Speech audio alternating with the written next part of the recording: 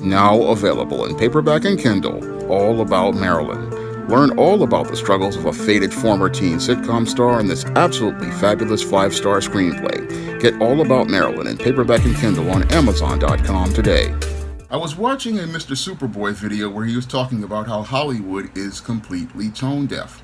Now, in that video, he talked about how some people in Hollywood are complaining about their financial struggles as the WGA and SAG-AFTRA strikes have been going on. Now, the WGA strike has only been going on since May, and the SAG-AFTRA strike has been going on since July. So these strikes have only been going on for about 100 days or so as related to the writers, and it's only been about a month or so for the actors. But in the case of the actors, we're seeing a lot of people trying to go out here and trying to tell stories to make themselves out to be victims, like Billy Porter, who wanted to go out here and say he needed to put his house up for sale because of the actors' strike. And now we've got actor Dax Shepard saying that he's feeling financial insecurity as related to the strikes.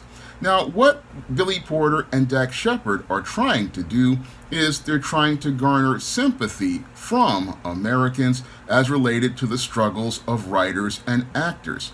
Unfortunately, they really aren't going to get much sympathy from the American public because most of the American public does not really relate to the struggles of writers and actors who in some cases make millions of dollars every year as related to film and TV projects. Now, that perception of Hollywood actors being people who make millions of dollars a year has alienated most of the American public the same way Major League Baseball players alienated most of the public back in 1994 when they went on strike against the owners.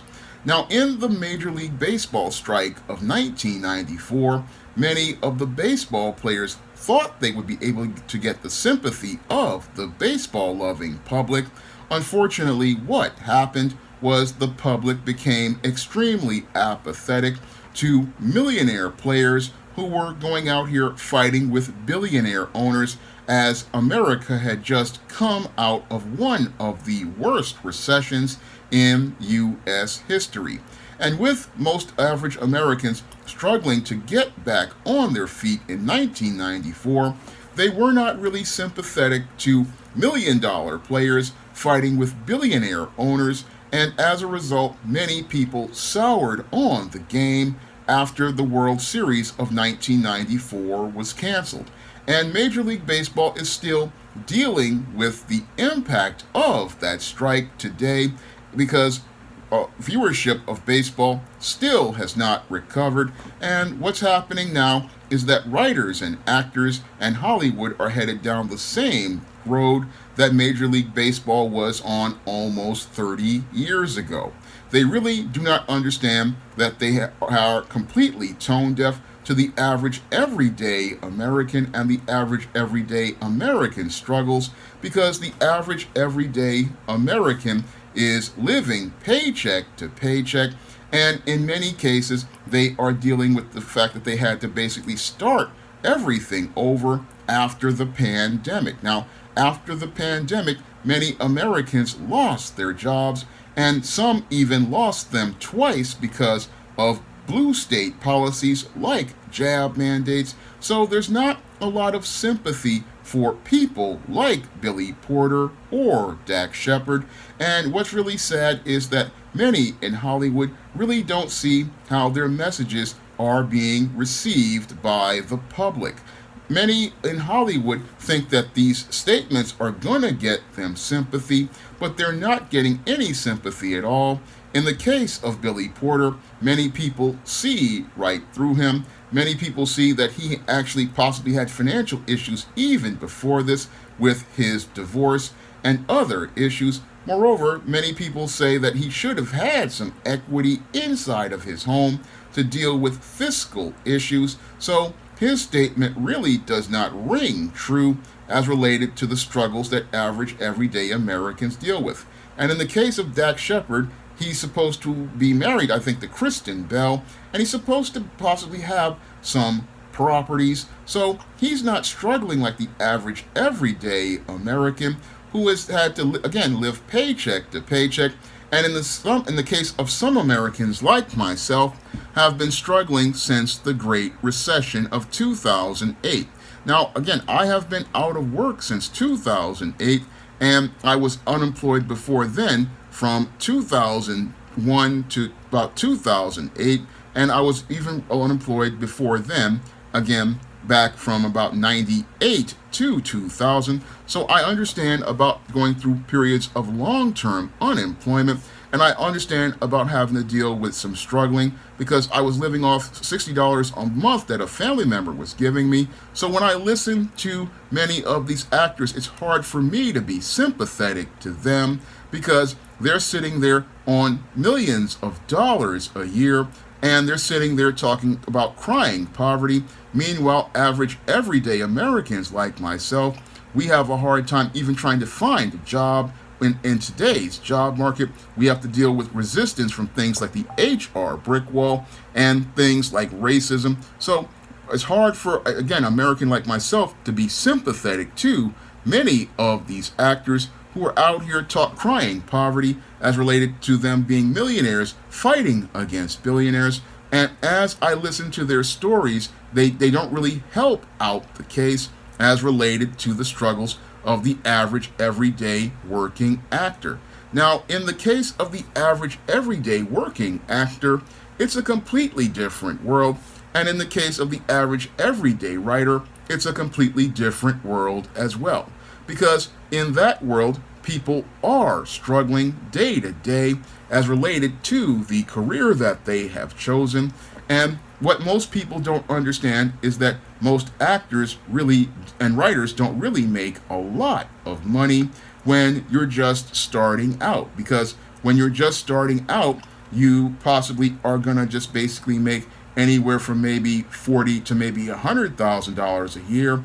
And that's not a lot of money in California, where you have to go out here and pay for your housing. You have to go out here and pay for your car and maintaining your car. And you also have other business expenses, because when you're a writer or an actor, usually what happens is that you don't really make that money like you think you do, because in any gig that you get, you have to give 10% of whatever money you get to your agent as their commission for securing that job, because jobs go through agents. And if you are a higher up actor, you're going to be hiring a manager, and that manager gets 15% off the top for managing your schedule. And there are other staff members who work for you, like your administrative assistants, your maids, and other individuals who you hire to do service. And again, while you're making money, money is being spent to maintain your enterprise, because your whole job is an enterprise, and as an enterprise, it has business expenses. So, for example, if an actor makes $1 million a year, what they have is, and that's gross money. If you make $1 million gross money, 10% of that money, $100,000, is going to your agent, and $150,000 is going to your manager. So you have already lost $250,000, and that's just the money going out for the basic business expenses. Compound this with your other business expenses, like hiring your administrative assistant to go out and talk to your agent and your manager regarding your schedule, and you also have business expenses as related to dry cleaning, as related to transportation, as related to arranging for people to take care of other affairs like maintaining your home, like your groundskeepers or your maids or anybody out here, because you're not going to be at home most of the time. You're going to be out doing different kinds of things.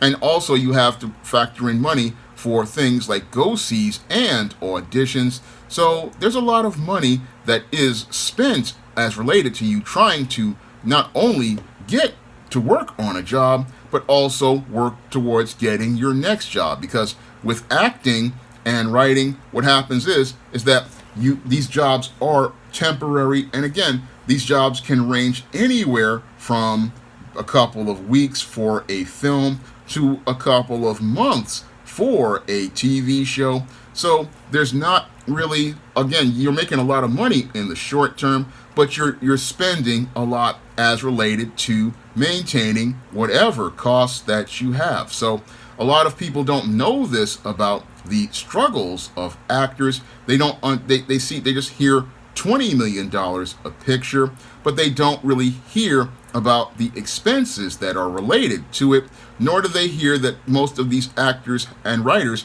have to pay 50% of their money in federal taxes and state taxes, because what happens is, again, out of that $1 million that that actor makes, 50% goes into taxes, and out of that money, that actor, after their expenses, basically possibly only has $250,000 out of $1 million.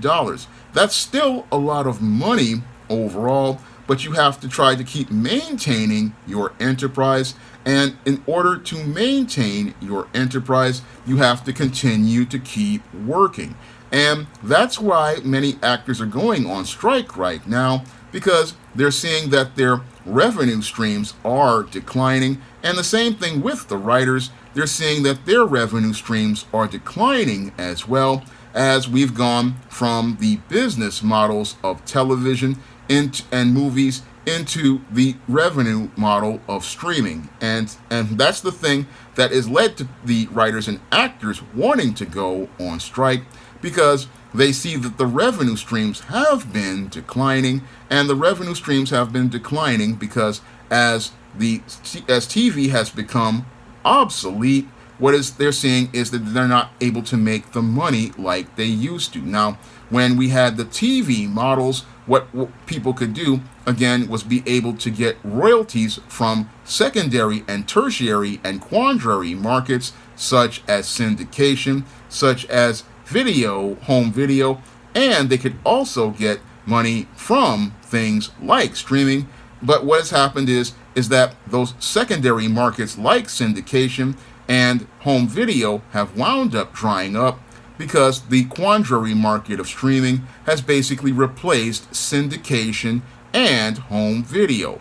And that is something that happened, again, because of technology's evolution, but it also has to do with the Telecom Act of 1996. Now, back in 1996, when the Republicans forced Bill Clinton to sign the Telecom Act of 1996 after his Monica Lewinsky scandal, what has happened is we have seen a consolidation of media, and with that consolidation of media, what happened was an acceleration of the evolution of the technology that has led to all of this streaming. Now, again, before 1996, there were revenue streams for writers and actors, such as syndication, where independent channels would go out here and buy reruns of old sitcoms like Home Improvement or Seinfeld, and they would also buy fresh original content like Hercules, The Legendary Journeys, Xena, Warrior Princess, and shows like Star Trek Deep Space Nine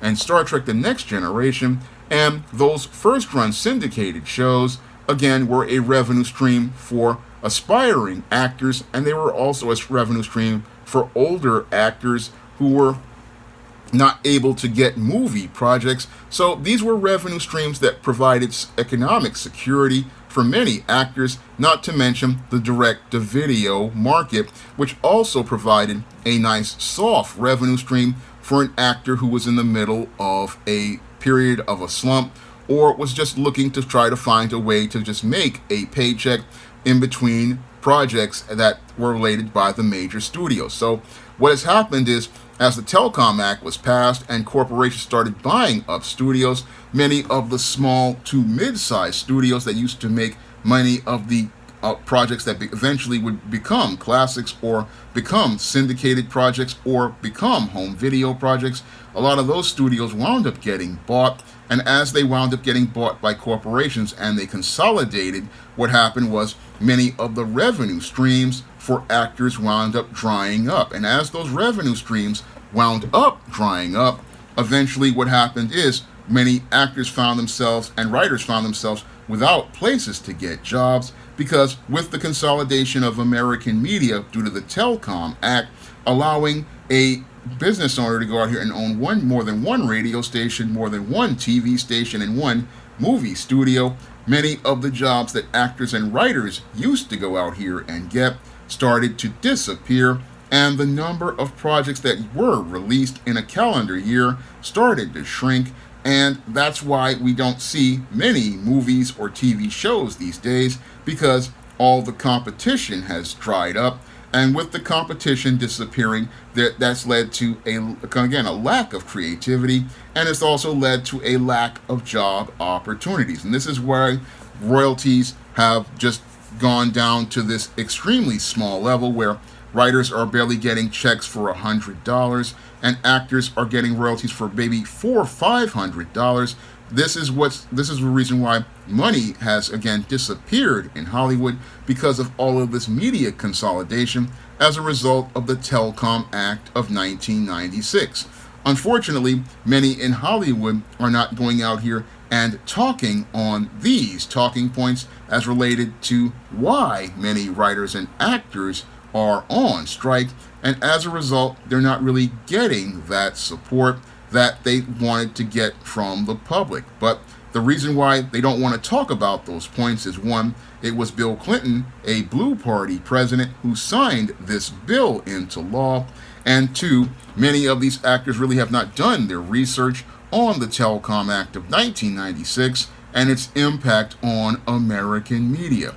But what they're looking to do is go out here and try to draw sympathy from the public by playing to people's emotions. And as they've looked to try to go out here and play to people's emotions, they find themselves getting a lot of apathy from the American public, because the American public, like myself, isn't really sympathetic to, again, millionaires and billionaires complaining about their financial situation when their financial situation isn't as dire as the average everyday American who is living paycheck to paycheck and just came out of a pandemic where they just lost their jobs, and a pandemic where they possibly lost their jobs twice in places like California due to cruel policies like the jab mandates imposed by Gavin Newsom and the mayor of places like Los Angeles. Again, it's hard to get sympathy from people in America who have been through so much when we see these people who are, again, on social media going out here attacking the average everyday American, going out here making all sorts of slick and snide comments towards the average everyday American, who is the person who was paying for the movie tickets and watching television. This is the thing that has, again, turned a lot of Americans off as related to this writers and actors strike. And I've seen this from many YouTubers who, again, expressed their anger and frustration towards these writers and actors. And again, many people understand the issues that they have are legitimate, but the whole thing is they're not getting that public support because tone-deaf Hollywood writers and actors and studios don't see how they've basically alienated most of the public, the same way many Major League Baseball players alienated most of America back in 1994. Because again, when people are dealing with inflation, dealing with higher prices as related to groceries, dealing with higher gas prices, and also dealing with streaming services raising their prices to $15 a month, it's hard for the average American to listen to these people and be sympathetic, because we see nothing but greed from all of them, and because all we see is greed coming from these people who, again, are living way better than the average American who has to go out here and work 12, 14 hours a day just to pay their rent or be able to pay their mortgage. They're looking at these actors and they're not really sympathetic to them. Moreover, you have the average everyday American who can't even afford to buy a home. So how it's going to be, again, it's hard to get support for your struggles when you're sitting there telling me Oh, well, I've had it so hard for just in the case of the writers since May, and that's only May, June, July, August. I mean, 4 months. You have these guys sitting there talking about they're struggling for 4 months, the writers, and then you have the actors talking about they're struggling and it's only been a month. Well, try struggling for 15 years without a full time job like I have. Try struggling for a year or so, like many other people have been, as related to losing their job for a second time due to the jab mandates in places like New York and California. Try struggling like many Americans have ever since 2020 when the pandemic hit and the entire country was laid off. I mean, when I listen to the arrogant statements of people like Billy Porter and Dak Shepard, again, it just makes me very angry because you don't know what struggling is until you've lived off $60 a month given to you by a family member. You don't know what struggling is until you've been unemployed multiple times and run into things like HR brick walls erected by feminists. You don't know what struggling is until you're down to your last couple of dollars and wondering what you're going to do in order to eat. You don't, until you've been where the average everyday American has been, you really can't sit there and say, oh, I'm struggling, when you've only been out of work for 4 months. I mean, try doing that for like I have ever since the Great Recession, where you try every effort to try to find a full-time job, but you just keep running into walls from people who will even laugh at you when you even try to apply for a job. Try running into that kind of resistance. And again, I listen to these people again in Hollywood. You don't know what struggling is. You don't know what struggling is. And that's why many people look at these people in the entertainment industry with a side eye, and they're not getting support. They're not getting support because they don't support the American people out here who have been working hard and or trying to get themselves back on their feet. They're not, again, being grateful to those people, and it's on both sides. Just like in Major League Baseball, you had the owners who didn't respect the public, you had the players who didn't respect the public in '94, and in 2023, we have the studios who basically don't respect the public and take their audience for granted, and we also have the actors and the writers who take that same audience for granted and don't show appreciation and gratitude for the American people. No, they go out here creating a covert contract hoping to gain sympathy from the American public, but there's nothing to be sympathetic about because if we can't get respect, again, it feels disrespected because these millionaires, and again, billionaires, sitting up here thinking that they can just go out here and look to think they can take the public for granted, and they're not really, again, understanding that the whole message that they're presenting shows how disconnected and detached they are from the American public. Their whole presentation basically just is like saying, let them eat cake in France, when Marie Antoinette said that to the public. I mean, when you have a millionaire like Billy Porter talking about he's got to sell his house, or you've got a guy like Dak Shepard who owns property saying, I'm feeling a little scared about my financial situation. Well, try living in my financial situation where, again, I haven't been able to find full-time work for 15 years, and try being in a situation where you have to go out here and try to find other ways to make a living. Try doing that for a while, and maybe you'll understand why you're losing more of your audience every day to people on YouTube, because people on YouTube at least can talk to their audience and let people know how they're living, and people can relate to their struggles. People can relate to a guy on YouTube.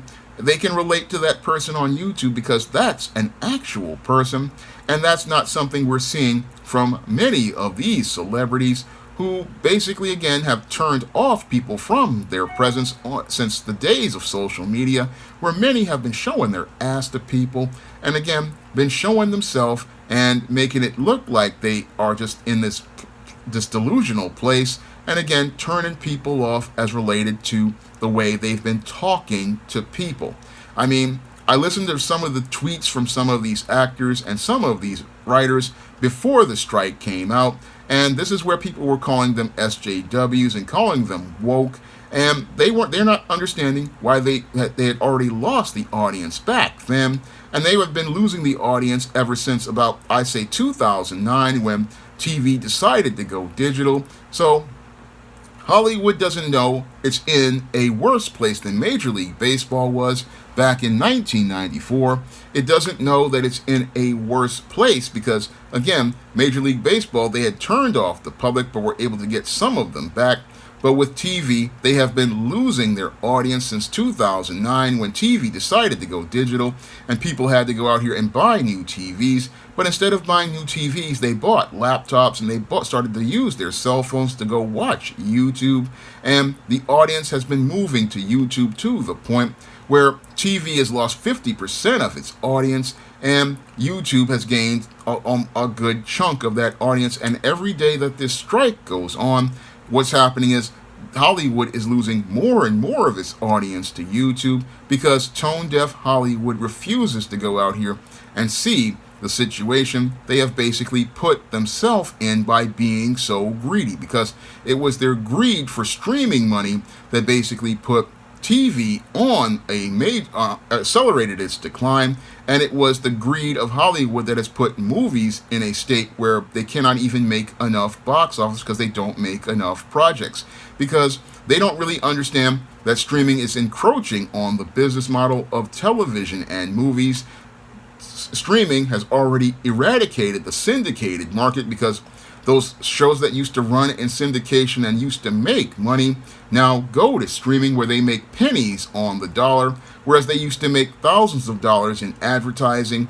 That money is now pennies on the dollar, all because they got greedy, thinking, oh, there was this big audience for streaming, they'll pay for the service, but the payments for the service are erratic because people watch a show, they cancel the service, and then they wind up getting stuck because people aren't paying for Netflix for the entire year, or paying for Paramount Plus or HBO Max or Cinemax or Disney Plus.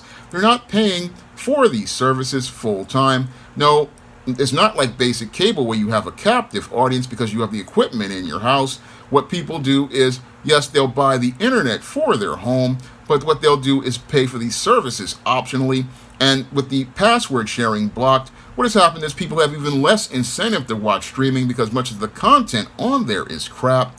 So a lot of these studios, again, they're in a dire place, but they don't want to understand how bad their situation is. No, they're sitting there in their feelings thinking that they can go out here and outlast the actors. But in this case, I don't see either side winning. Again, they're trying to get our sympathy on the actors and writers' side, but they're not getting sympathy because what's happening is the American people don't feel a connection with writers and actors. No, the average everyday American doesn't feel that connection anymore to entertainers, and they feel more of a connection with YouTubers because as people migrated from television to YouTube, what has happened is people form relationships with YouTubers. They can talk to YouTubers, they can connect with YouTubers, and again, YouTube is slowly taking away the audience, and again, that's why these tone-deaf actors and tone-deaf writers don't see why their message isn't resonating with the American people. Now, if you want to pick up my screenplay book all about Marilyn, which really deals with the struggles of black actresses in Hollywood and shows you how the Hollywood system basically is a place where you don't really make that much money after your expenses, you can pick up that book on Amazon.com in paperback and Kindle format. You can also find it on other online booksellers like Smashwords, the iBookstore, and Google Play. And if you want to pick up some of my other positive black fiction on the SJS Direct imprint, like the ISIS series, the Esteem series, the John Haynes series, the books of the Spinsterella trilogy, and my other novels like the Thetas, Eternal Night, and A Recipe for Success, you can find all those books on Amazon.com in paperback and Kindle format. You can also find them at other online booksellers like Smashwords, the iBookstore, and Google Play. And if you'd like to see me make more videos like this, you can send a donation to my Patreon, my PayPal, or my Cash App by clicking the links in the description box. That's all I have to say for this video. You can comment, rate, and subscribe. If you're interested in making six figures, then check out Ron Armstrong's Six Figure PM program. In just 6 short weeks, you'll be trained to become a digital project manager where you'll learn to build websites, apps, social media campaigns, and digital games. Best of all, you'll be the boss and manage your own team. No coding experience is required, and once you complete the program, you'll receive help in finding your first six-figure job. The fee for the program is extremely affordable, so check it out now at www.thesixfigurepm.com. Classes are starting soon, so you want to enroll as soon as possible. Support Black-owned and Black-operated digital broadcast media. www.niceradionetwork.com. Nice Radio Network, broadcasting 24 hours a day, 7 days a week.